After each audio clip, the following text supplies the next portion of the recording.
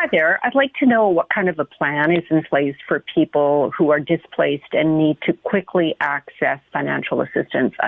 Is there some kind of a preloaded debit card or anything like that they can access, like what was done in Alberta after the Fort McMurray fire? What can people, or the flooding in Calgary, what can people expect in BC on that front?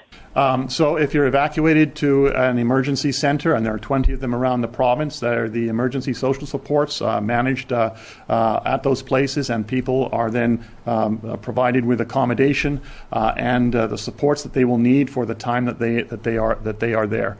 Whether that is through meal vouchers, in some cases it can be debit cards for certain things, but the emergency support services are available at those emergency evacuation centres, and as I said, there's 20 of them around the province.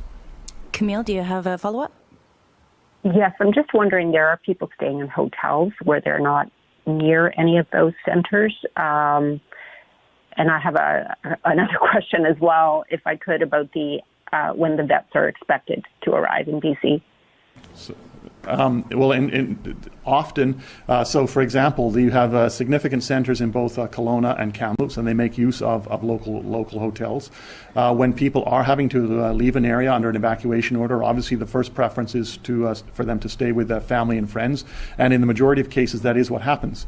But if that's not possible, as I said, the emergency support services are there at those emergency evacuation centres, and there's 20 of them around the province, and people are provided with accommodation. Sometimes it's in hotels, sometimes it's in what's referred to as group accommodation, depending on the situation.